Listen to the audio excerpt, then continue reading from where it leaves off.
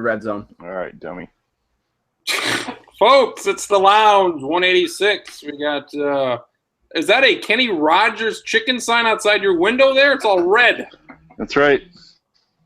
I'm sitting right next to the sun.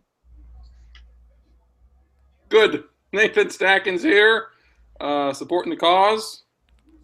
When's the last time you gave blood? The white hat cause. When did I give blood last? Probably when they took it from my body after for check for seizures. We're happy for you. Thank you. We got a guest here, folks. We got Boots Rogan Camp. Complete stranger. Boots Rogan Camp controlling the board in the back here. Making sure the cattle doesn't get out.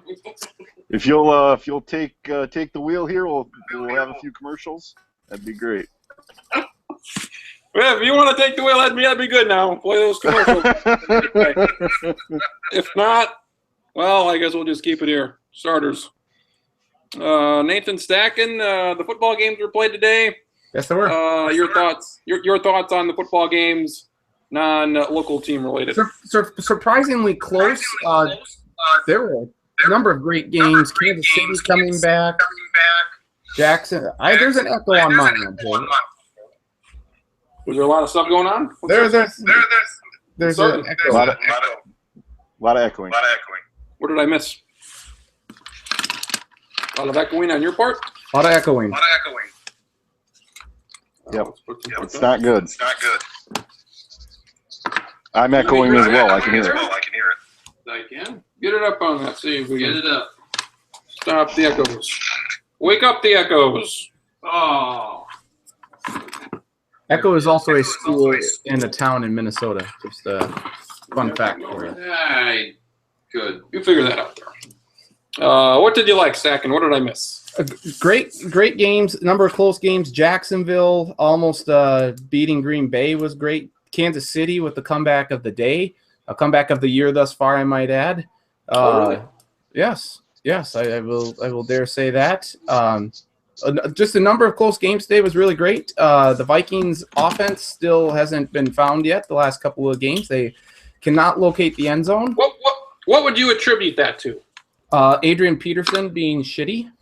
How was he? Was he pretty good at that offense? He carries that offense, and by golly, I was disappointed from the Vikings' perspective today in their run blocking, but I thought pass protection was really good. Sean Hill threw a nice ball, and I was fairly impressed with them today. And the defense, especially Everson Griffin, though, dumbass, you cost them. You made things interesting. Who cares? Who cares? Who cares? You don't need to do dumb stuff like that. They had 2 touchdowns, and they were all over Tennessee in the second half. I would say one roughing the passer, negating an interception when the game was already in hand doesn't really matter. Well, I would beg to differ that it wasn't in hand, considering Tennessee scored a touchdown, and if they were smart, would have kicked an extra point. Top right corner. But it's a 2-score game. Overall, it's an exciting NFL Sunday. My fantasy leagues are all doing very well. So yeah. Turn that off. There you go. Plug that in. Oh yes. So you should be the starting quarterback for the Minnesota Vikings next week, Jacken. I mean, you gave up a first-round pick for him, so I'd almost say Sam Bradford if he's ready. But I guess Sean Hill didn't do anything to – what? They didn't give up a first-round pick for you, so I guess they better not start you at quarterback.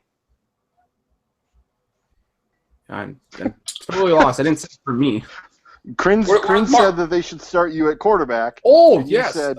You said, well, they gave up a first-round pick for Oh, okay. Sorry. Bradford, okay. And I said for you to not start at quarterback because they didn't give up a first-round pick for you. I'm just if they put you out there, I mean, you are. I'm emergency Omen. Who do you think? In case of glass if needed. Stack and quarterback. Touchdown, Seattle. What's that score? There's a flag on the play. If this touchdown holds up, it'll be 12-10 Seattle. Boy, what a barn burner. What a barn burner. Burning all the barns. Who's your starting quarterback? When Washington they take the State. field versus the Packers Sunday night, who's taking the quarterback snaps? Who should? Marcus. Who are you talking to? Marcus Traxler. I mean, I would say based on today, Sean Hill probably earned himself another week. But I don't think that's what's going to happen. I think Sam Bradford will start. I think they're eager to kind of get on with Bradford. He's obviously the long-term plan for this season. So, but if you would have asked me at halftime, I mean, he didn't play that bad in the first half, but I was ready to put Bradford in because I thought they needed a little jolt. Really? And the defense gave him that. I mean, I think that's pretty clear that I mean, he didn't play that bad. I fully recognize that, but they did need to get something going on offense, and Patterson ran that kickback 60-some yards, and then they were at least in field goal range, and Blair Walsh finally made one. So at least in that regard, they're able to get something going.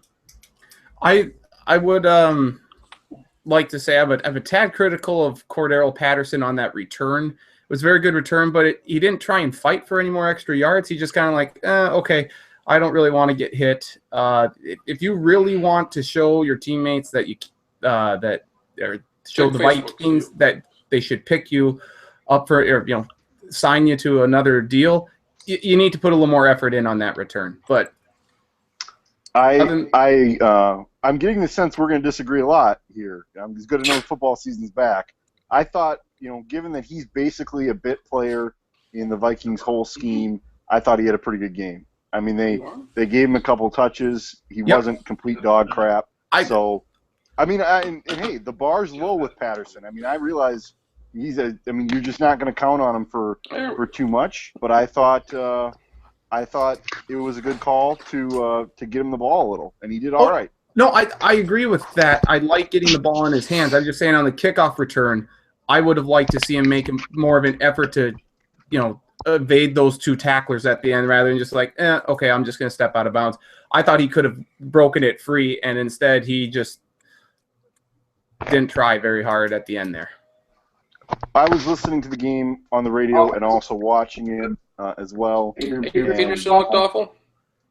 And did I hear Peterson looked awful? You guys can't be in the same room. Oh shit! Yeah. Mm-hmm. Terrific.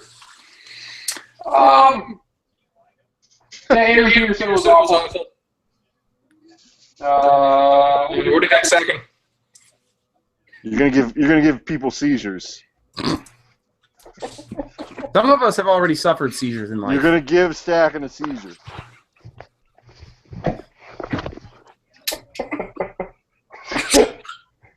Could they maybe not have Adrian Peterson out there all the time? Seemed to work today. Matt Asiata ran pretty decent when he was in. How about Derek McKinnon? He didn't play that great. How about you play him more? You could. I'd be fine with that. My dad called me at halftime and said it's just like last year in the opener. They look lethargic, lackadaisical, everything. I'd like to see a better effort overall from the team. Is that better? Maybe a little bit. That is better, yeah. That's better. Good. A little bit. Yeah. But they are 1-0. That's great. Green Bay had a hard-fought game with Jacksonville today, so I think that does give me a little more hope that next week the Vikings in the brand as how did Dick Stockton put it today? The Sparklin' Spankin' Stadium next week, they will be able to put up a W and beat Green Bay. If there's one thing that Dick Stockton knows a lot about, it's spanking. Yes, it is. I thought Chris Spielman was very good. He had to correct Dick Stockton so many times today. It's an embarrassment listening to Dick Stockton call a game now. He's a bit old. We talk about guys not having their fastball. I mean, he didn't even have junk. He didn't have the off-speed stuff. He didn't have the curveball. No knuckleball has developed in his late age. He's got nothing. I did like the one play at the sideline. The receiver got 5 steps in, 5 feet in. And Nick Stockton thought he was out of bounds. That was bad. Tully Hildebrand, what did you think of the NFL action? What did you watch today? Sorry I'm late. I just got out of Bristol Motor Speedway. It takes a long time to get 150,000 people out of the stadium. Yeah, I don't know. My Dolphins aren't very good. The Lions are clearly going to blow this lead to the Colts. And the Cowboys, I'm pretty confident, are going to win the NFC East. What did we see, Stack? What did I miss? Well, I mean, one, Hauschka missed the extra point that could have made it 13-10, and then Miami let the play clock go all the way to 0 and somehow get the play off and get sacked at the 1-yard line. But just phenomenal way to end the game. So Miami loses 12-10. 12-10.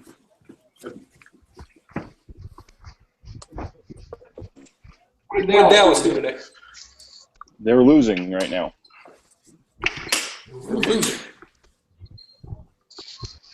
They'll still win. Dak's got this. But I'm much more confident in the Lions blowing their huge lead. I feel like we all probably kind of saw this coming. Yeah. Lights. Sure. Where? It isn't going to work. Denver, were you surprised, Stacking, that Denver won? I was. Maybe. I thought Carolina would beat them. I think they're the better team. Trevor Siemian impressed the hell out of me. And I'm going to already say I was wrong about Denver. C.J. Anderson was great. Some of that could have been the whole, Super Bowl champion. It's opening night. You're in your stadium. Only one team's ever lost since the NFL came to this format, and that was the Giants. Back in 2013 or whatever. But I was impressed by them, and at the same time, they're kind of dirty. Cam Newton took a lot of hits to the head, and he should be treated like other quarterbacks in the league. But when you are when you're the biggest guy on the field there, and you run as much as Cam Newton does, field. I think the linemen are still bigger than Cam Newton is. He's taller. Can I say that? I don't know if he's taller than the offensive line. Some of them maybe. Regardless, he's big though. Out of instead of the big uglies, he's the tallest guy on the field essentially, and unfortunately, he's not going to receive the benefit of the doubt. It appears, though perhaps he should. Yes, Yeah, we'll do a little something here. Save data. You need more rooms in your house, clearly. Well, we got plenty of rooms. Enjoy that. All right, NFL, exciting stuff as always. College football. Now we go to some serious actual games that were worth the shit. Central Michigan played Oklahoma State. Last year it was close. This year Central Michigan wins. They shouldn't have.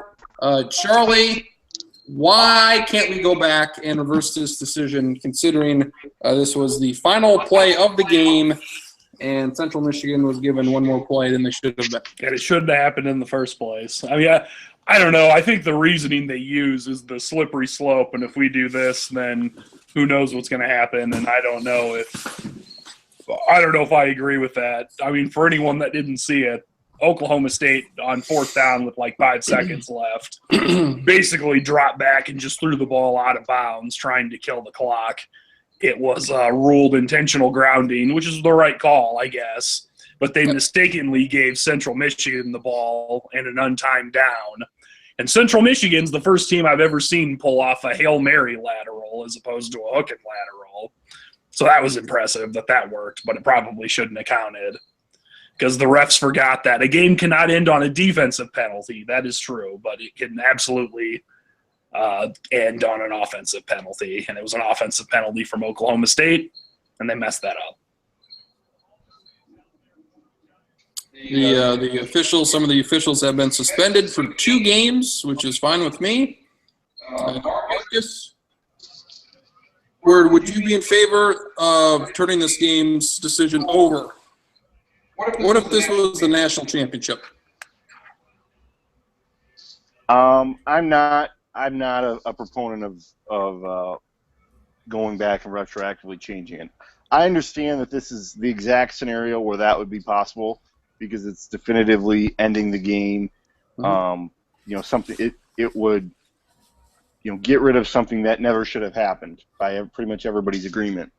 But I'm not a fan of going back and changing things retroactively. I realize that they made the mistake, but mistakes happen, and that's just part of sports. I don't think you can say that Central Michigan didn't deserve to win the game. They were in the game the whole time, and I think Oklahoma State, they let them hang around, and this is what ends up happening to teams that let them hang around. I have to say, in this specific scenario where it is fourth down and you run a boneheaded play like Oklahoma State did, with the intention of, you have a penalty on fourth down, I don't think it's the dumbest thing that the other team shouldn't have one play if they are down. Maybe I'm crazy for thinking that, but if it's fourth so down, they should make it so you're not allowed to do that. I'd be okay with that. I probably agree. If you're winning and you have a penalty on fourth down and the time is supposed to run out, I think there should be one on time down for the defense. I don't know if that brings too much judgment into it, but in this instance where the clock did hit 0, I think it makes some sense. And I think the most important thing that Traxler brought up is that did Oklahoma State get screwed by the way the rules are written? Probably, but also if you're Oklahoma State, don't let someone complete a 45-yard Hail Mary and get a lateral off and get into the end zone.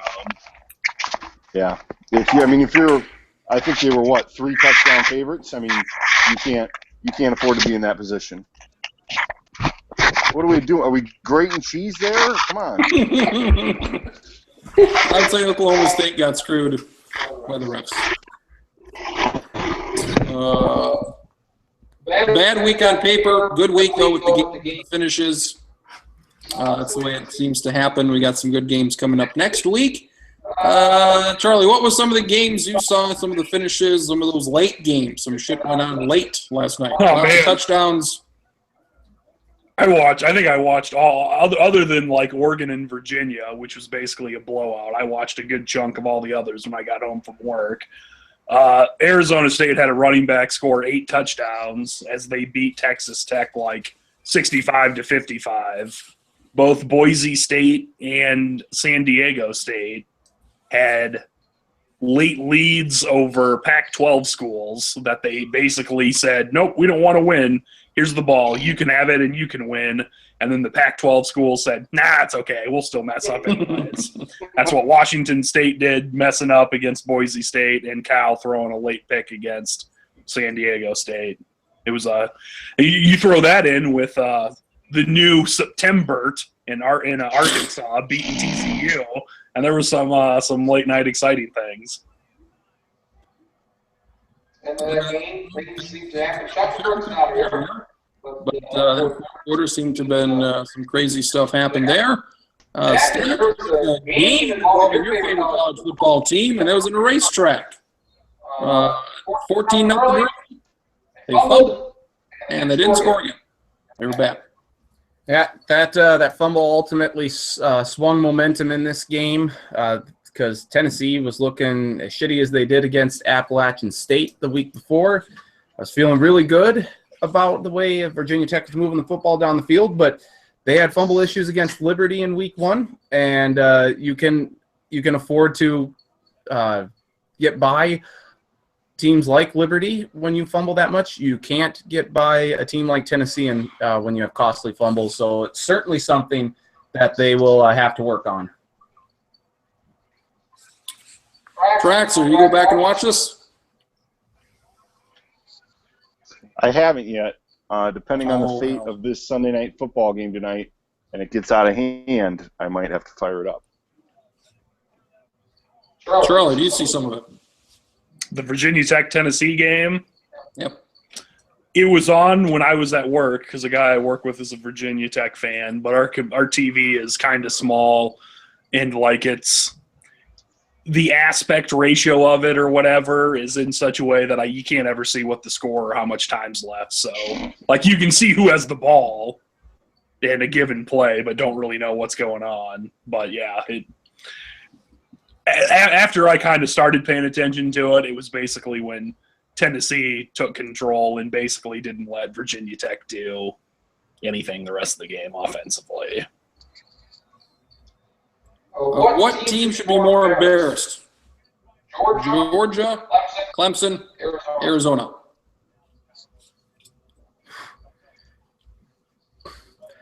It's a tie between Georgia and Arizona. Rambling doesn't get you hard? I mean, Arizona. I mean, you shouldn't lose to the SWAC school, especially if you're from a Power 5 conference. But I mean, Georgia letting Nicholls State just destroy your offensive line, that's cause for concern. I think Stacken's probably right, but it's worth noting that even though Troy's in the Sun Belt, they have not been good for the last few years, and that Clemson, especially offensively, should be so much better than any of the teams in the Sun Belt or anywhere that they should. It should be – I don't want to say that they have to score more than 30 because scoring 30 points in a game isn't bad. That's decent, but it shouldn't be so much of a struggle for Clemson. And combined with them not looking great on offense against Auburn last week, even though that was the opener and it was on the road, I'm sure Clemson will probably end up being fine on offense, but these first 2 weeks make you kind of wonder, is there just something that's not clicking like last year? Utah to BYU, close game. Do you agree with the decision to go for 2, Charlie? I would say no, because you can go to overtime and still win in overtime. I don't think either one was a huge enough. I don't think Utah was such a favorite that there's no way BYU could have won in overtime, so I would have kicked the PAT. But I get why he went for it. I mean, as a new head coach, if in week 2 you roll the dice and beat your most hated rival by going for 2, you're basically like an instant legend. And he rolled the dice, and it came up snake eyes instead of double sixes, I guess. How much do you like Lamar Jackson? A lot. More than Florida State's defensive coordinator does. Anybody want to say right now, Louisville takes down Florida State? The Echoes, they're terrible. Yeah, I don't know what you said there. So good. Florida State, they're going to lose. No. They're going to win by 10. They're going to be down at halftime, much like they were 2 years, however many years ago. And they're going to come back and win. I'll go in a better. There we go. Very good. Any other games to note, Stacking? Let's see. North Dakota State beats Eastern Washington 50-44. Okay, hey, I'm surprised no one replied back to my tweet about Mitch Leidner, first-round pick. Lighting up Indiana State. He's a piece of shit stuff. He's a shitty quarterback. How about this? Northwestern. You lose to Illinois State, you're shit. About the highlight of that game was the proposal on field before the game. To take Stacken's Northwestern a step further, there's 4 FCS teams in Illinois, and all 4 of them won yesterday, while all 3 FBS teams, Northwestern Illinois and Northern Illinois, all lost. So that's kind of interesting. Where do we stand with the picks 2 weeks in? The ESPN ones or the other ones? We'll go with ESPN. How do we feel? I believe Wyatt is leading the pack here.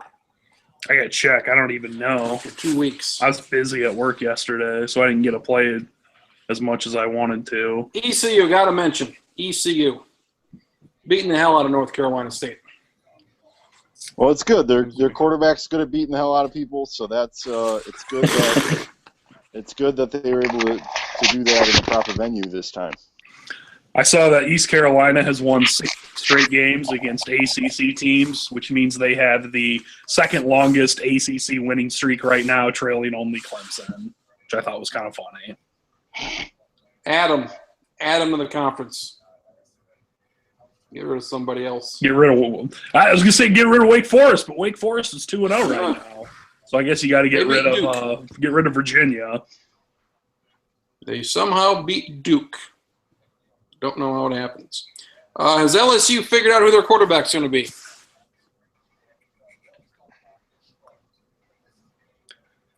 I mean, I don't know if it's figured out. You know things are bad when you're saying, okay, this guy from Purdue is going to save our offense. It shows how bad they were that a guy who couldn't win the starting job at Purdue made their offense work better. So, I mean, I don't know if I'd say they found the answer. I think they found somebody better. They found a less corrosive acid. Stacking North Dakota State's at Iowa next week. It is a ESPN2 11 o'clock game. The Pam Ward special. Stacking. I was gonna shit kick him. Eating some Gardette. Jelly beans, belly flops, I should say. Jelly belly. Good. Stacking, what would your emotions be if North Dakota State kicks a 56-yard field goal on the final play of the game to win 24-21? Between that and Carson Wentz going today and Peter, I'd probably just jump off the bridge, or maybe I'd just jump into an oncoming train. You would kill yourself. No, I don't like your chances of surviving the train or the bridge. It's going to be a close call. Some people have survived getting hit by a train up here. Some people have also surprised bullets to the brain, but that doesn't mean that you're likely to do it. It means I wouldn't have to hear anyone up here in Fargo, so that would be good. But yeah, how much fun is it going to be if they beat Iowa and all you hear for the next 3 weeks is how North Dakota State defeated a team that went 12-0 last year? They will, of course, not bring out the fact that they lost their next 2 after they started 12-0. But Alabama's scared. Alabama's scared. Solidify game day coming up here. Charlie's got a pretty good streak of picking the good games to go to. What game did you pick? What game did you pick this coming week? This coming week, now I think it's Notre worth Dame? noting. The first 2 games I picked were Notre Dame at Texas and then Arkansas at TCU, both of which went to double overtime. Although those were both night games. The one I picked for this week isn't a night game. It's an afternoon game. I picked Oregon at Nebraska. I don't know if it's going to go to double overtime. From what I've seen through 2 weeks, though, I think both are good on offense and poor on defense. And I think there's going to be a lot of points scored.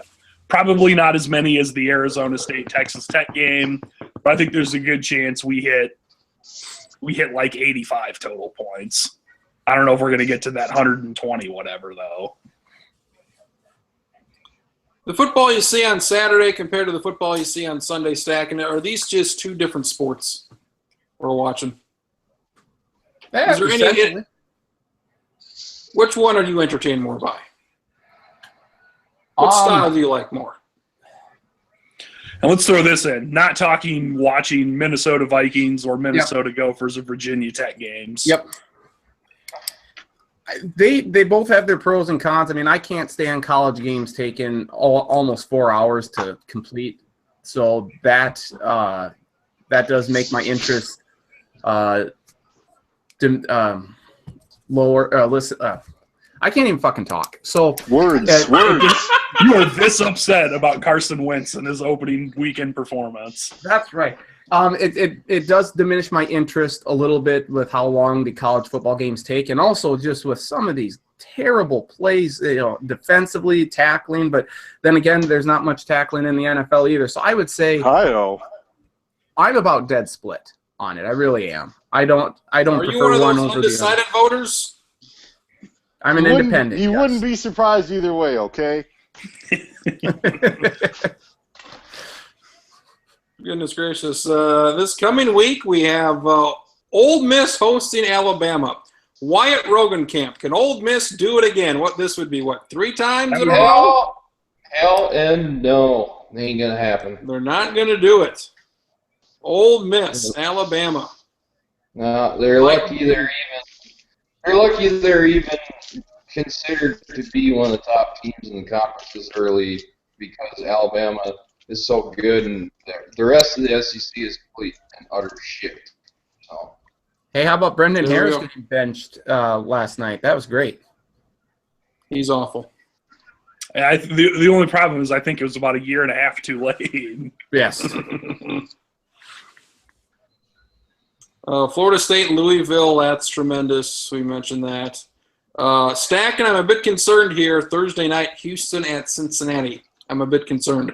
Well, especially if Greg Ward Jr. can't go. I assume he would, and maybe that's why they sat him out for an easy cupcake win over Lamar. I don't think there's a whole lot that you have to worry about. I mean, Cincinnati barely beat Purdue, albeit they won by 18. But still, I think Houston will go in. They will handle business. It won't be as easy of a win as they had against Lamar or even Oklahoma, but they'll win by a touchdown and an extra point. That's 7 points. That is. I think if Lamar didn't have to play Syracuse the night before, I think they could have beaten Houston yesterday. But Lamar had to play 2 games in 2 days. And that's very difficult to do. How about Lamar drops football? How about that? Fine with me.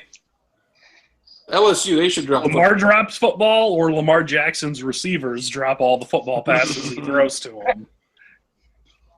Both. Either way. Well, Michigan State, yes. you don't see Cedric doesn't have a school or Steve. So That's why does true. Lamar Well, just have Steven- football? Steve Austin does. How come only boys? How come Stephanie and Anna Marie don't have schools? That's right. Well, it's Especially Especially Especially dominant Academy. football schools. Well, It's St. special. Clair has one. St. Clara. Santa Clara, Yeah, rest her soul. rest She's her cool. soul. a bit Too of a bad Notre reach Dame there. lost last week because Michigan State and Notre Dame would have been maybe a little something extra there if Notre Dame was still undefeated. And I don't believe we talked about the Notre Dame-Texas game, did we? Because it was on a Sunday. That was Sunday Night Football, a special Sunday night edition of Saturday Night Football. Is this the game of the year? Going to be hard to top this one. This is the early favorite, Charlie, for game of the year. As of now, it is. I think there will probably be a couple that'll top it because, it's early. I think it's possible, but I think it's unlikely that Texas is going to go on to win the Big 12, or either of them are going to go on to make the playoff, and that there will probably be a game with more stakes that's as good. But just in terms of opening game of the season, I don't remember a week 1 game in a long time that was as good as Texas and Notre Dame was. This is coming from someone who hates both schools and then almost vomited late in the game when I found that I was rooting for Texas. Do we? What if they would have after Texas won the game, they would have put 1 second on the clock and had Notre Dame run one more play. Then how would you have felt? I would have felt like it's about 7 years too late. To be fair, I think they got the call right in that game in 2009. I just don't like thinking about it. I'm glad I could bring it up. Do we like college football overtime rules? Because I think they suck. I think they should move it. I think for the Division I schools, because they make these changes and then it affects schools, they should move it out to the 40. Why do you How not about like this? college football overtime rules, Stackin? Because it's not football. It is football. They have football and they run football plays, and they have an offense and a defense. It's not. Why put it at the 25? At the very minimum, put it to midfield. Because that's what the Constitution said in 1789. Oh yes, Second Amendment. Second Amendment. That's so true. I forgot. Why? How about this? Look, I would be okay if they moved it back a few yards, but I love college football overtime. I think it's way more fun than the NFL overtime. It's the only way we could have gotten an 85-84 Arizona State Texas Tech game last night. God damn it! Yeah. It's the only way. It's also the only way that you can have Arkansas and Ole Miss be tied at 17 like a decade ago, and it goes 7 overtimes, and it ends up being like 49-46. And the stats count. I hate it. I really do. I think if you move the ball out of field goal range to start, I think that would help. Well, for the Vikings, they don't have to worry about that. College kickers can't make a field goal anyway. It seems like so. Vikings kickers can't make a field except goal. the Aguayos at Florida State who are transitioning from one to another and the never Vinatieri's missed at South field Dakota goals State except that one that Georgia night. Tech. They're cheaters. How about after every overtime, you move it back 5 yards? I like that. How about it? You like that? I do like that. You like that? You like That is a that? good idea. I do like that. It will only take each game. It'll take each game will be an hour longer, but why not? But my first rule is every game starts at the goal line. So All right, I like that. The first overtime starts at the 5. I don't like that as much. No, that's garbage. I like this Colorado. idea of taking it further. That you start at the 5 or the 10 and you move back each time. How about you spin a big wheel with 100 numbers on it, wherever the thing stops at, you have to take it from there. Let's have it be a button so that the coaches are saying no whammies, no whammies. No whammy, no whammy, no whammy, no step. Oh, the 26. Our own 26. Shit. Fuck you, Asiata. Bring the field goal. Huh? Bring the field goal unit out right now. Bring them in. Only 20. 26-yard attempts. USC Stanford. USC will lose. That'll be funny. Ohio State Oklahoma. I'm very interested. I'm very intrigued, second. Very intrigued by this Ohio State Oklahoma game. In Oklahoma, could they possibly lose 2 of their first 3 and just They could. knock them dead? They could. Ohio State's offense looking very, very good. Well, in the first half, they suck. Then in the second half, they decide, oh, wait. We're Ohio State. 50 points now. I say Traxler, lose. cue the fine bomb on Ohio State through the first 2 games. Ain't played nobody. That's Nobody, right. Paul. They ain't played nobody, Paul. I would laugh quite heartily if Oklahoma loses this game and is 1-2 to start the year, and then still comes back, wins the Big 12. They'd be 10-2, and would definitely be playing on New Year's Eve or January 1st, one of those games. Wouldn't be a playoff team, but would be. Maybe there'd probably be some steam for it, though. I don't know. Depends what everybody else does. What I mean, is the steam? If your 2 losses are to Houston and Ohio State wins the Big 10, that would help. The Astros might win the wild card. If we want to pick up some They don't have Keuchel. Kickle! Go Kickle! We're talking steam, we're talking the water, and then the steam. What's the steam down in the Texas area, Wyatt? Or this Texas squad? Are people going absolutely out of their minds? No, not really, because I was going to make a point that game, to me, was not a great game. The storyline, you have a true freshman quarterback to start since 1944, and the yards he put up, the numbers were great. B, first time Texas has beaten Notre Dame since 1970, I believe. That's the other great storyline. But Texas blew a 20-some-odd point lead, and it took dramatic fashion to seal the deal. So to me, it was exciting, but I wasn't impressed by how UT decimated themselves later in the game. Give credit to Notre Dame for a great comeback, though. So There were long stretches in that game where both teams looked like poop. And Especially defensively. I would say, Charlie, this is the way you want to do a two-quarterback system. One's a runner, one's a passer. A lot of the time when we see the two-quarterback system, there's no difference in the quarterbacks. It's just some guy. You mean like the way Notre Dame did it? Yeah, there's like, oh, there's this guy, and then there's this other guy. And there's really not much of a difference between the two. But then you also have to, I seem to remember a 2007, 2006 era Florida with Chris Leak and Tim Tebow maybe being the last good example before Texas, if we want to go off just one team, or one game. Oklahoma sort of did it with a guy named Blake Bell, who was supposed to be their quarterback, but ended up, I think, moving to tight end or something. They should have called him the Bell Dozer.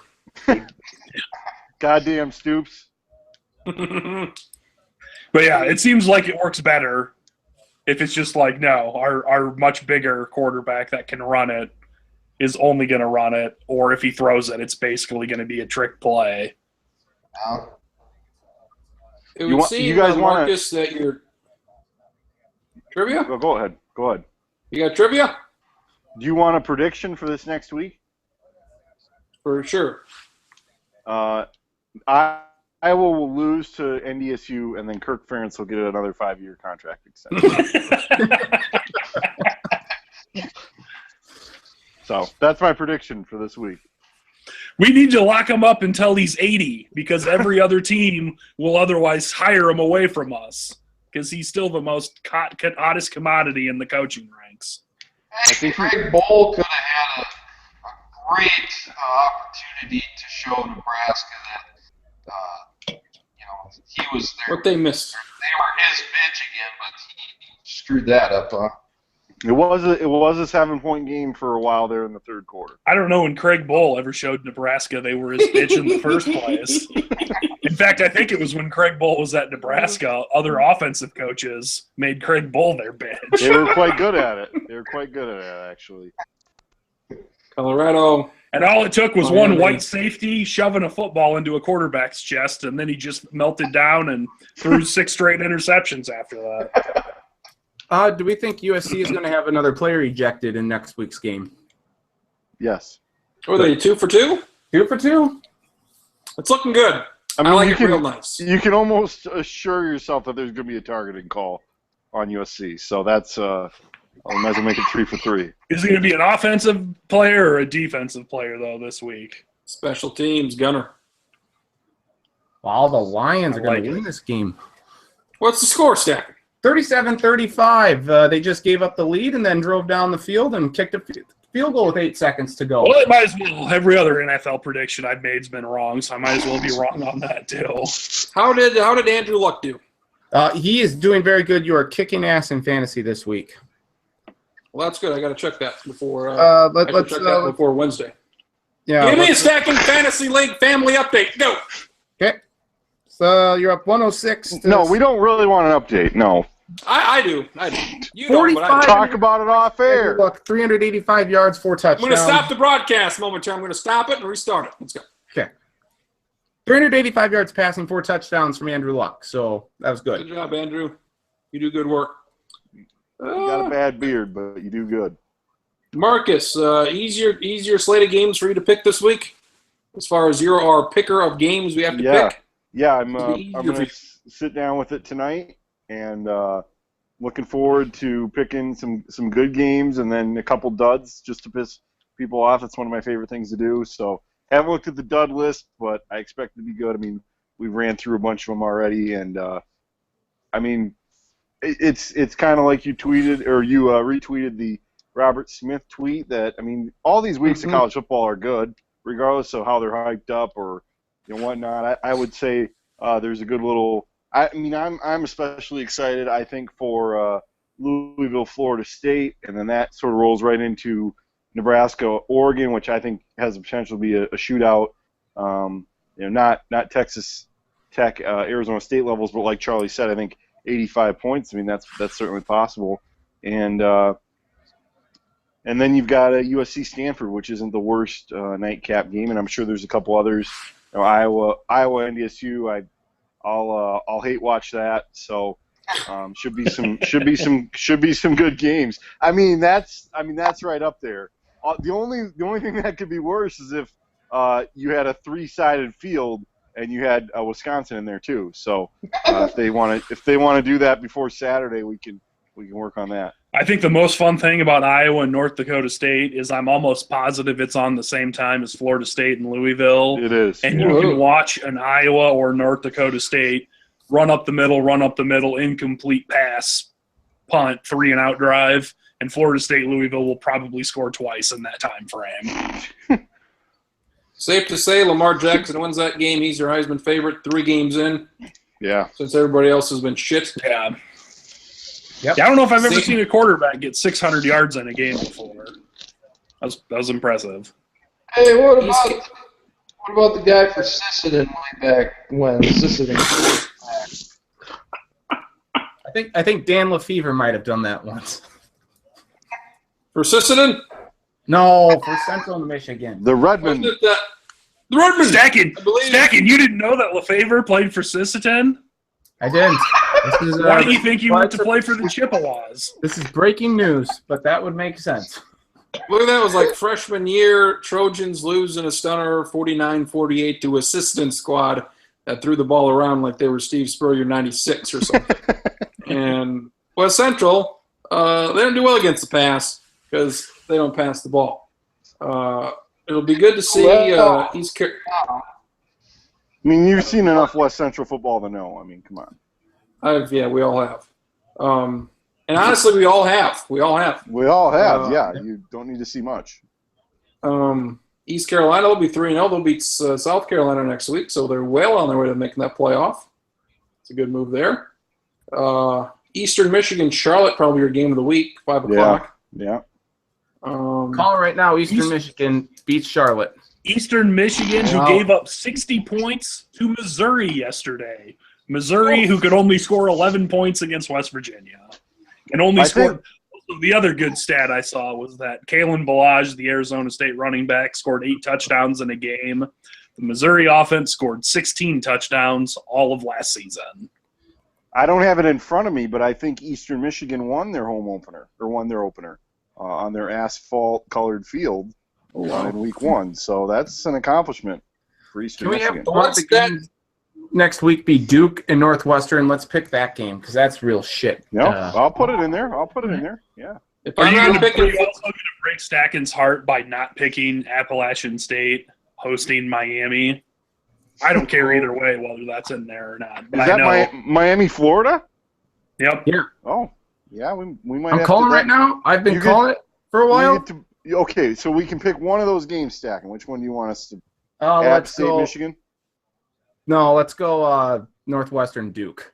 Okay. Stacken throwing his own new favorite team under the bus. That's terrible. I thought for sure you'd go with App State.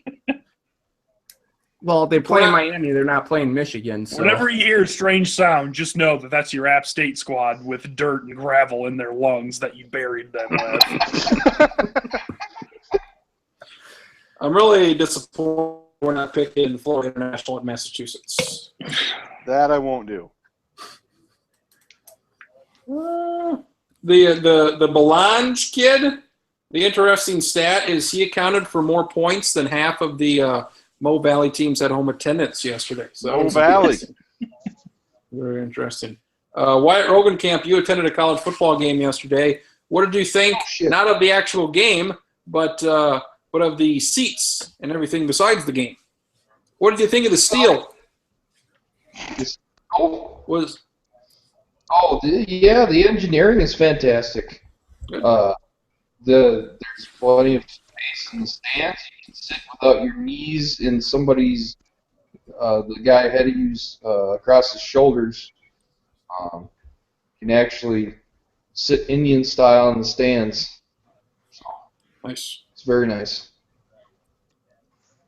Marcus Strax, what did you think of the new stadium in Brookings where they play football? I thought it was very nice. I didn't make it to a game last year there, so this is my first time with the the new scoreboard as well, which is impressive. I think they need to actually make a little bit better use of it. Sometimes there's just extra crap up there, and I feel like they could make the replays maybe a little bit more bigger. I mean, they shrink the replays down to the size of the old video board, maybe a bit bigger. But other than that, I mean, I thought about how I expected it to. The suites and just got to see box area. I mean, they turned out pretty nice. An infinite upgrade above what was there before, because there was nothing really there before. All that other stuff was an afterthought, and now, I mean, it was a stadium that's built with football in mind. I mean, with the purpose of being a Division I quality school, and to me, it's a top 10 FCS stadium, which is what the team is, a top 10 FCS team perennially. So I think it's worthwhile, and I didn't spend any time in the seats. That'll probably happen at some other point this season, but from what I gathered, those appear to be pretty great too. There's, you hate to take the SDSU company line, but it doesn't appear that there's a bad seat in the house, and that is good. I would say the one minor complaint that I hope is solved in the next couple of years is some sort of scoreboard or something that indicates what the score is on the other end of the stadium. And that's been a problem for a long time. I just don't like the idea that one team's going to one end zone, they can see the game clock, and the other team's going the other way and they can't. So I think it should be somewhat equitable. And I think they, considering you have the world's foremost scoreboard manufacturer less than a mile from campus, I think they should be able to get that figured out. Were you in the press box, Traxler? I was, yeah. Krins and I both were in the press box yesterday, so very nice. I hate to do this because it's just not even like a fair comparison, but it's the only other big time college press box I've ever been in. It reminded me a lot of Nebraska's, where there was there were the 3 levels of seating, and there was a little media area for for the food and stuff, and like a lounge area for you to talk to somebody. The writing press area, I think, is it was almost as big as the entire press box was before. So, and there's room. You're not bumping into people. There's chairs that you can actually move. They're not fucking bolted to the press It's box. bolted down. You should have told me it was bolted down. So I didn't realize this because you're actually on this. There's 6 floors, and you're on the 6th floor on the press level. But it's actually 100. The tower is 100 feet tall, so you're basically 9 stories up. Which I didn't realize. You're a long ways up. So it reminded me at the next game I probably got to bring binoculars, which I don't remember really needing before. But if you want to, really know what's going on, it is helpful from up there. But yeah, I mean it's everything you could want. It's a modern stadium. It represents what SDSU should have now that they're a legitimate Division I school, and it does. I mean, it does the program justice, I think. What was the crowd like? It was a bit over 15,000, and I mean, there was a big student section. It was full to start the game. Of course, they left once the game was mostly in hand, and that's fine. There were open seats and sort of. Fine, Traxler. I don't give a What? shit. It's Drake. I don't care if they leave. If they're there when they play teams that matter, then I think. Monmouth! Play Monmouth! Well, yeah, I mean, Monmouth, that's a special game, so they better not leave for that. But,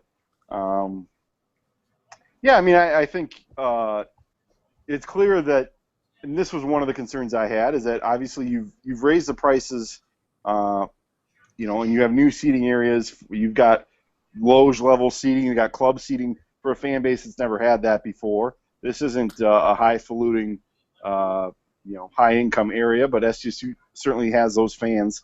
So you want to appease those people as well, and it'll take a while before people start ponying up to pay for the club seating or whatever else. And so there were maybe some of those bigger, higher priced areas that were maybe not quite as full. And then the visitor side, which Crins and I kind of talked about, we're always going to call it that, even though there's technically not a home side and a visitor side, but there is. There were empty seats, and there's it's going to be like that for almost every game, probably except NDSU. I wouldn't expect USD to bring many more fans than they did before. They could, but that's more on them than it is on SDSU. So I'd say for the first game, 15,000, it's still a home opener record. I would expect a bigger crowd on Saturday because everybody loves a beef bowl. So we'll see. I would expect bigger crowds, hopefully up through November. And then once November hits, everyone's like, oh, it's too fucking cold in Brookings. Well, that's going to happen, yeah. Yeah. My last question about the stadium, also related to the press box. Did you ever feel like you were going to die in it, or did they get that fixed for the past years? They got it fixed. The whole thing doesn't shake. I was actually kind of puzzled a little bit because it was like I spent the first half of the game mostly on the field, and then I came up for halftime, and there was a mosquito on the window, and I couldn't figure out, okay, is that on the outside or inside? Because I'm so used to flies and whatever other garbage were on the inside of the press box. And no, it was outside. They didn't have too many creatures inside, so it was I felt safe. There was plenty of room. There were power outlets. I think they hit pretty much all of the needs of the press, and God knows we're needy. So, but that's a biased press. That's a biased press. One thing that the press, two things that the press are. One, they're biased towards facts, and two, they're dishonest. So, yeah. But I thought for the first game, it was cool. I'm glad to say I was there as part of whatever history was made. We all got together and took a big group photo at the end. We did. Yeah, we sure did. So there were way more, a lot of stats people in the press box, way more than you could ever fit in the previous place. So people coming out of the woodwork for the new joint.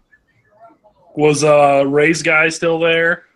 Ray's guy was there. Yeah, I didn't spend much time talking to him, but he was there. Yeah, I'm sure you're incredibly disappointed that you didn't get to have a long conversation with him. You're right. He was. Yeah, he had the I think the black shorts on, so that's good. And I don't know if I would assume there was an attendance pool, but I missed out on it for the 46th game in SDSU history I've been to. So, but yeah. Was it weird not having Sweeter there making loud comments?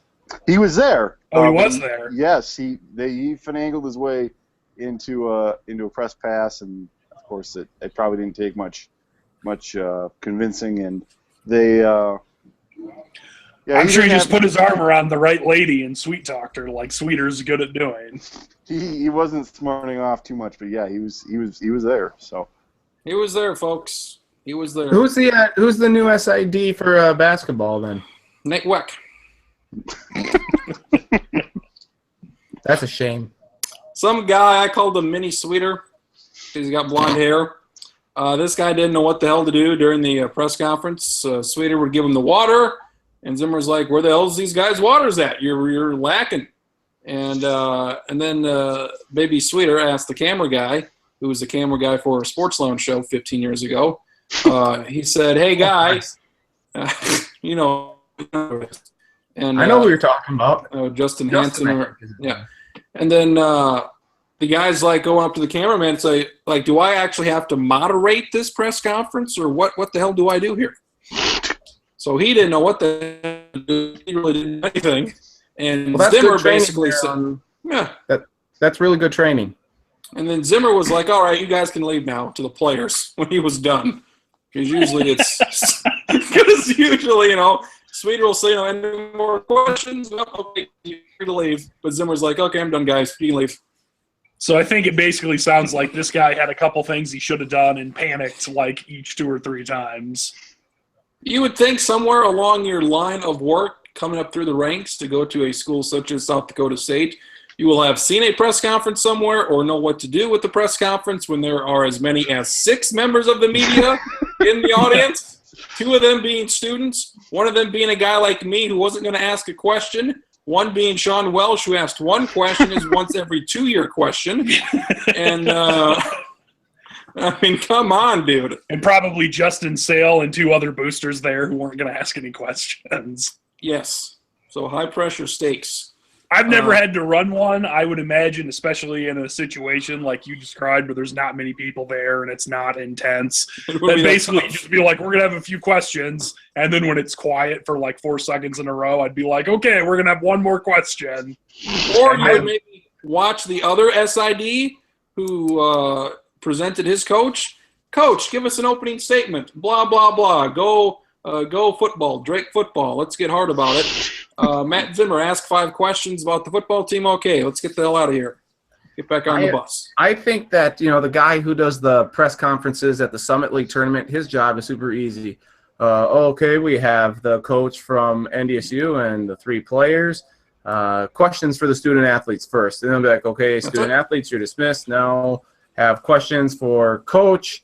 And then he's like, okay, then we're done. Like, that's all he has to do. It seems very, very simple, very easy. So easy. Stackin describes the Summit League press conferences differently than I would. I would have described it as, here's the players and the coach. Terry, what do you want to know now? This is the Southern Utah beat. Ari Boynton, ask away, please. Rod Reed. Are you coming back next year? You coming back, Rod Reed? I don't know, folks. We just lost a tough one to Oakland. I don't know. If I'm from watching Sweeter, there's 2 things I know you need to do during a press conference. 1, you get Stiga's mellow yellow, and 2, you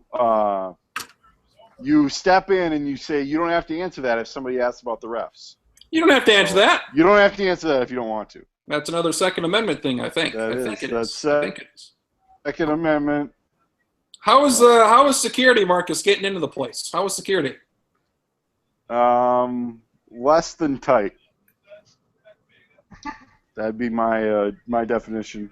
Because I'd like to leave it open for other people in the future.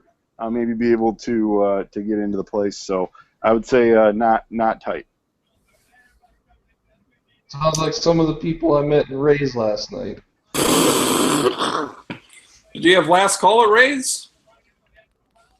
Last call. 3rd shift, weekend shift at 3 a.m.? Mm-hmm. Did you get a new high score on Buck Hunter?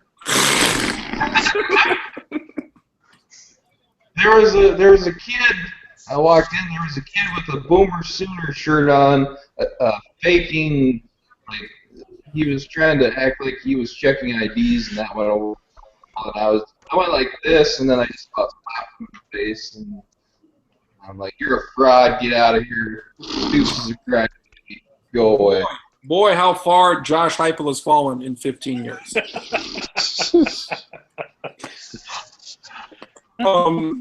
Elevator, they had 3 working elevators. That took maybe a little longer than I would have liked.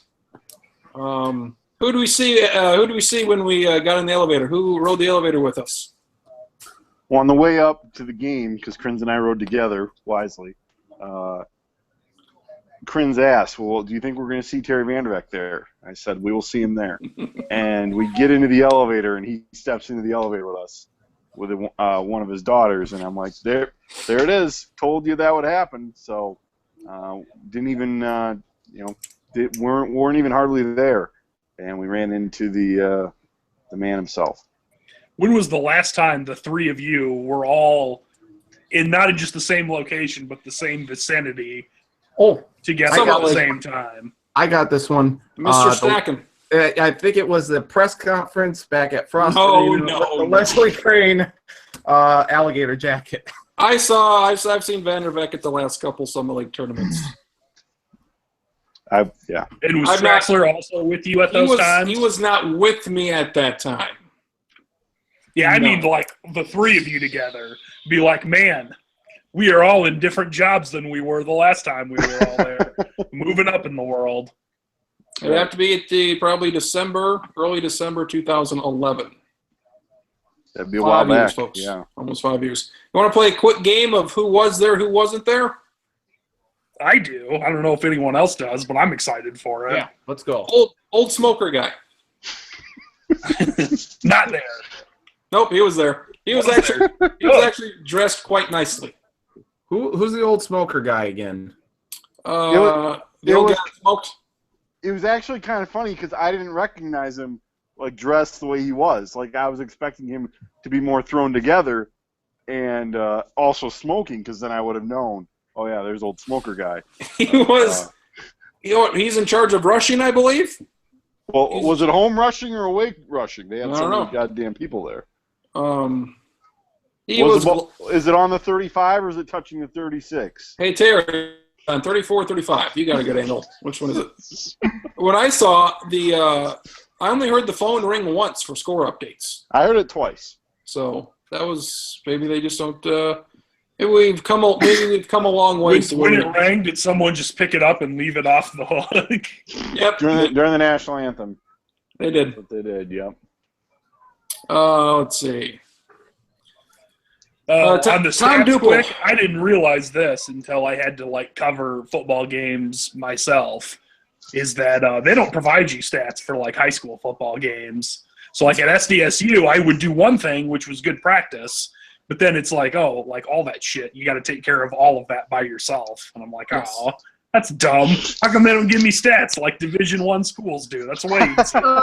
Some schools do. Didn't we Madison. get- Yeah. Madison, they got live stats. Believe that shit. They're still the number one. Yeah, Believe they're that still shit. number one. Madison gives you live stats during the goddamn. Doesn't T also do it? T did as well. They do good work there up in T.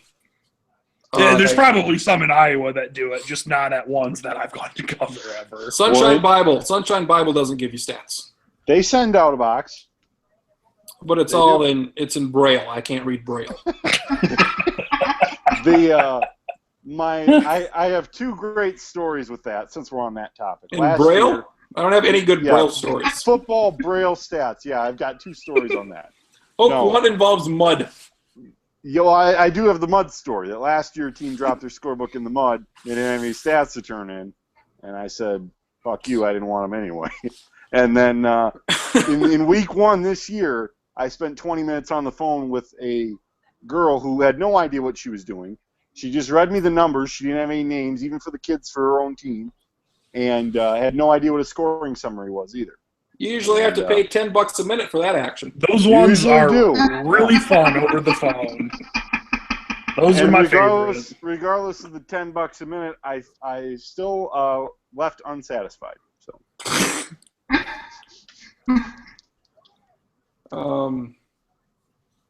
I think Wyatt's the only one that knows Miles Scrumback here. Miles Scrumback just posted 98 new pictures on Facebook from Singapore.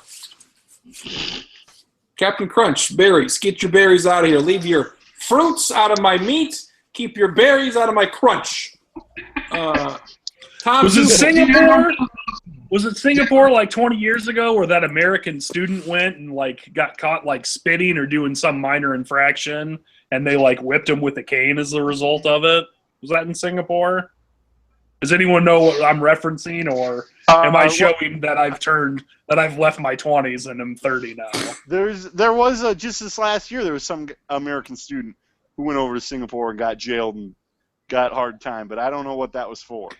I think we're probably talking about two separate instances. Yeah, the one I'm thinking of, I know, was when I was a kid still, so it was at least 20 years ago, and it was he spray painted something, and then instead of maybe he had the option of jail time or corporal punishment, I don't know, but they took a cane and whipped him with it. This person also posted 150 pictures from Thailand.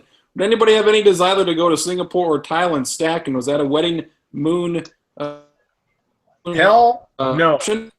Singapore and Thailand. I would the furthest. Okay, I'm not going to go overseas unless it's to Scotland to go golfing. Maybe I'll take a look at London. Otherwise, I'm going to the Caribbean. That's it.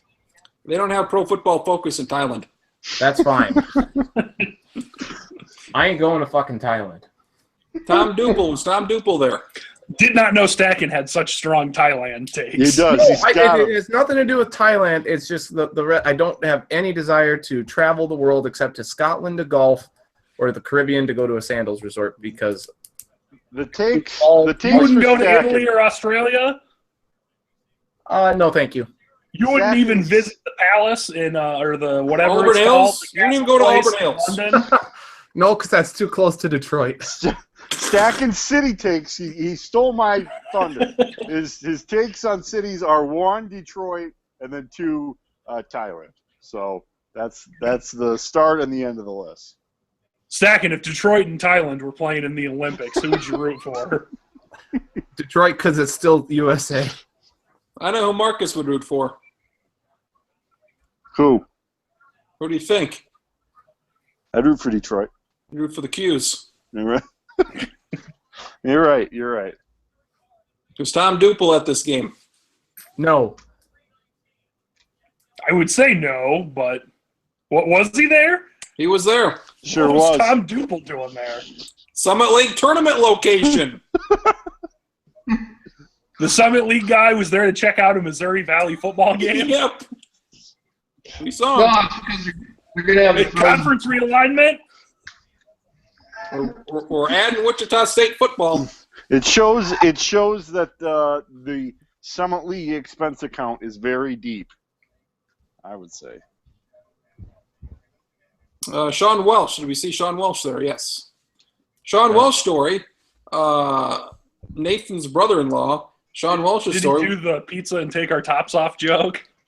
No. But what he did do is we parked right next to each other at the end there.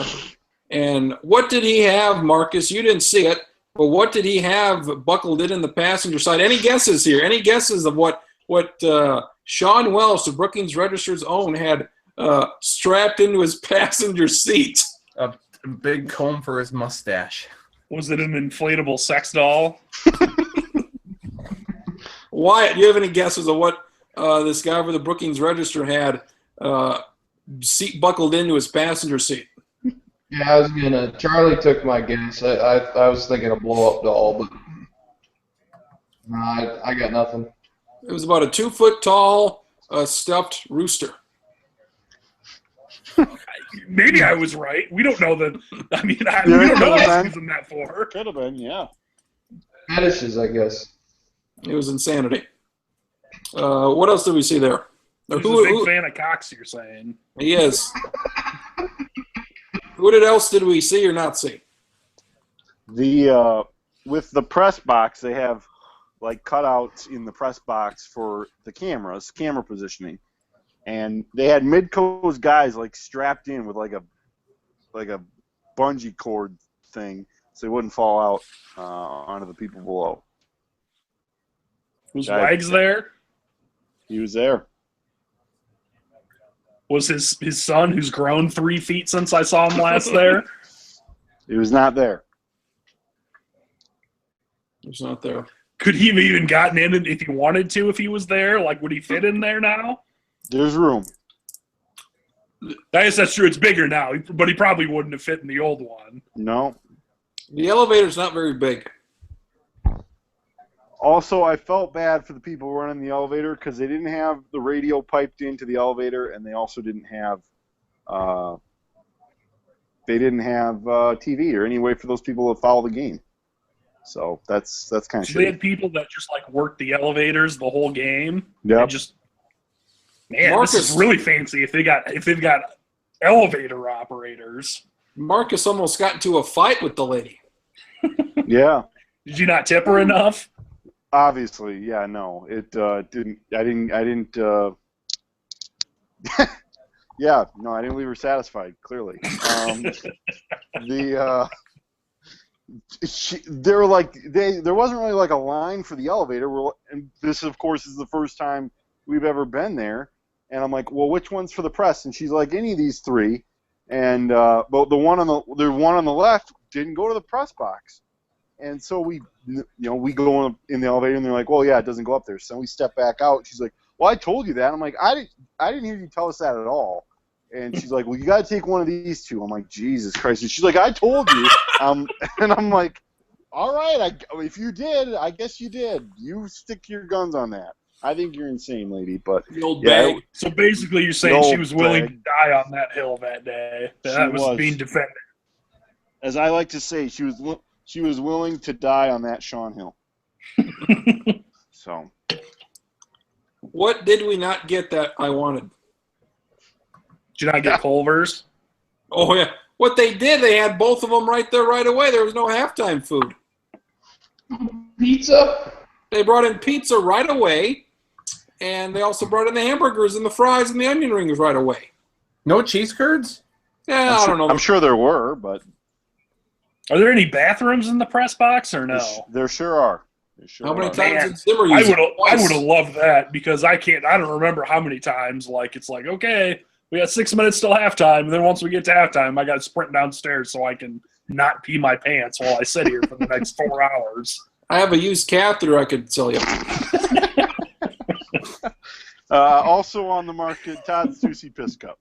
So Piss cup. Todd Stussy Piss cup.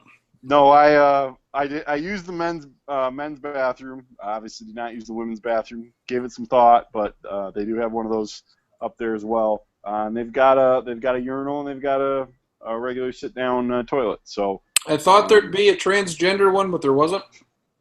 well, they started building it before the legislation took some steam. So I would guess that next renovation will be quite soon. I'm guessing they'll work that in. I sure as hell hope so. And we didn't get dick towels. They were giving away dick towels. They were giving those away. Yep. Did they have an attendant inside the bathroom? No. Okay. That No. is the creepiest sort of thing ever. I hate bathroom attendants. That's why I don't go to Singapore. They hand you a paper towel and you Hey, that's what they base their economy on. They base their economy on. The attendants.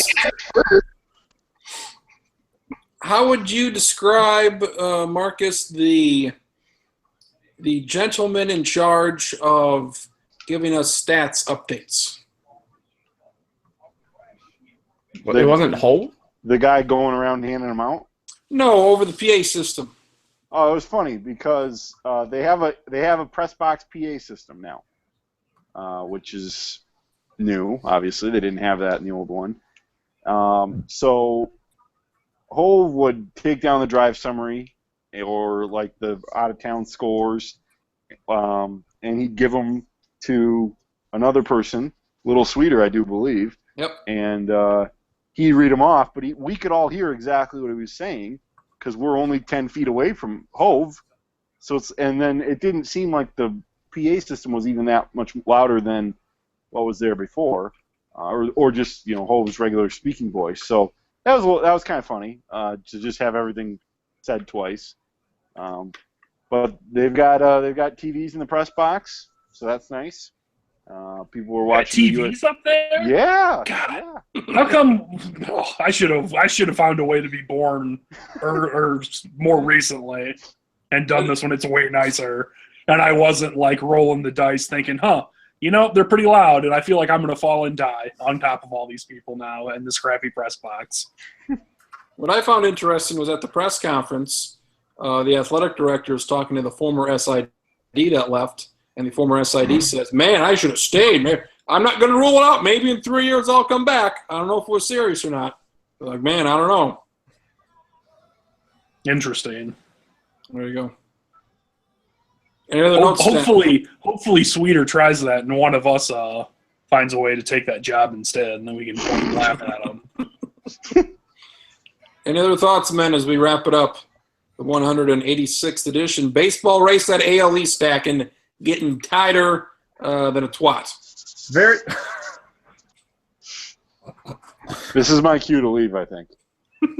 What are we going to do? We got the Yankees 2 back. We got Baltimore and Boston and Toronto separated by a game. I'd say let them all in. Everybody in the pool. It's very, very good. I would also like to point out that I'm closing in on David Schottenkirk here in the baseball pick'em. What do we got? I'm 7 games back with 3 weeks left. I don't know I don't if like I can. your chances. I don't like your chances. I don't think you're going to do it. Yeah. Okay, let's listen to these teams though here that I have: Royals, Mets, and Rangers, and he's got Rockies, Indians, and Phillies. So I might. Whoa!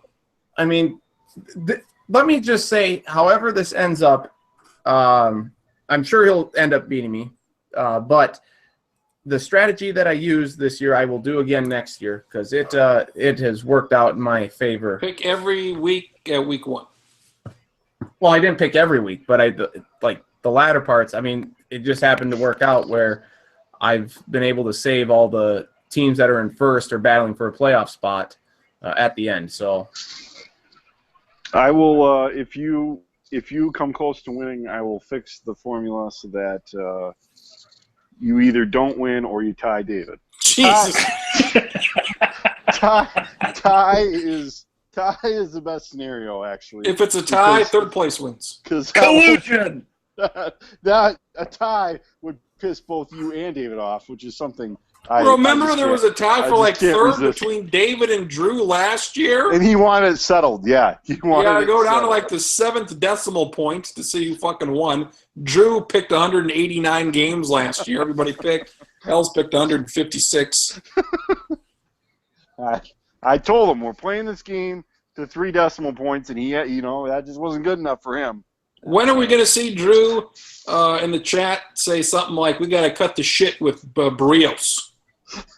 Who's the next person Amon wants to cut the shit with? I think it's going to be a while before we have that with Barrios. Barrios and Buxton are his golden childs. Who's the next guy? Okay, Beersford, it's time to cut the shit with James Beersford. I don't think anybody's going to give a shit if Beersford has the shit cut from him. So Good. Charlie, you got a podcast. What do we got? I do, for work. Running Up the Score, where we talk about the 4 Division I teams in the Sioux City Journal's coverage area that people request stories on the most, being the USD Coyotes, Iowa, Iowa State, and Nebraska. And it is, I can definitively say it is not awful. I don't know if it's good, but it's at least not awful. I listened to about 15 minutes of the first one, and I thought it was good. So congratulations to you on that. They just happen to mostly be teams I don't particularly like, so that makes it Understandable. difficult. I like Nebraska. I'd like to like Iowa State, but I mean nobody can like Iowa State. It's not. It doesn't help when they open the season losing to UNI and getting slaughtered by the Hawkeyes. It's not. Yeah, it's not not ideal. But I'm not against listening to Iowa talk, and the Huskers, I would say, of those 4 teams are probably my favorite. So, yeah, I thought it was good. I'm glad to see you're doing it, and I mean, college football, that's right up your alley. So, I was pretty excited about it. my first in the college pick'em this week. I think I will have to double check that, and I will send you a I'm pretty message sure if I that's am. the case.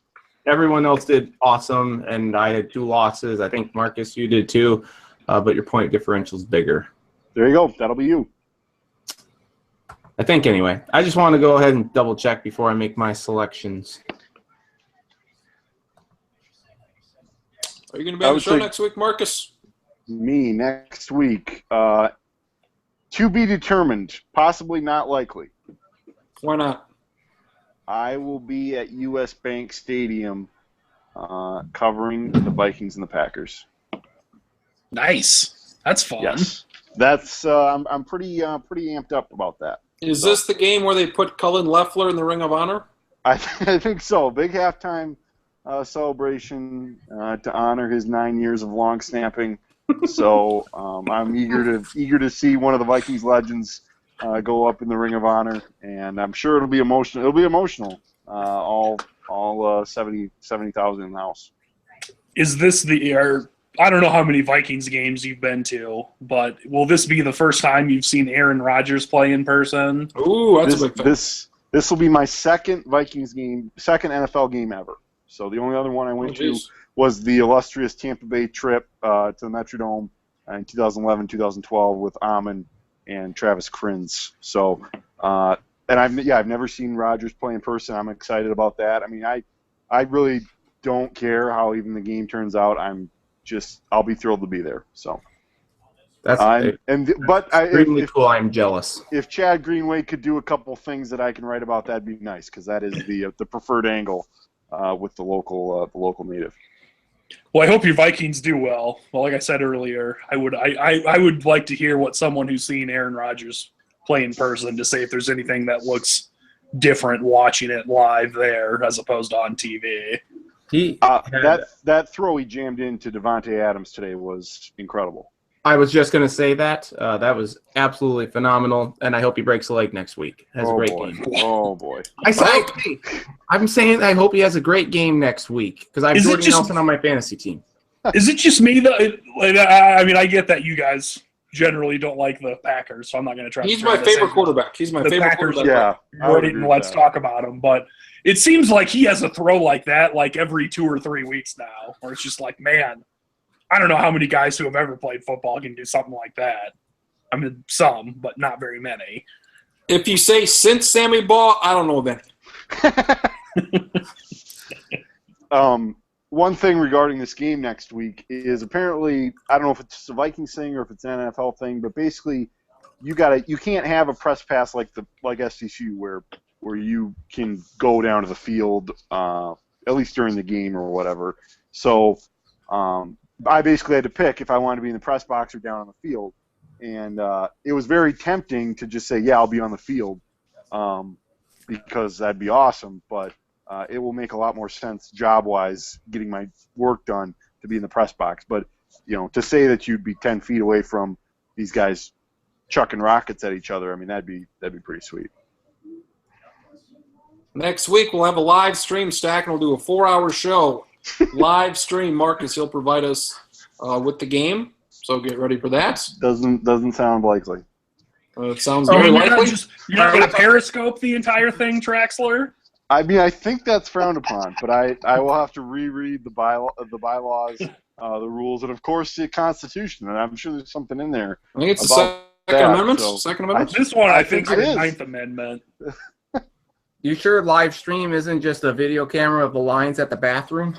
Jesus Christ! If you want me to live stream that, I think I can probably do that. If there's not piss troughs, they didn't build the thing right.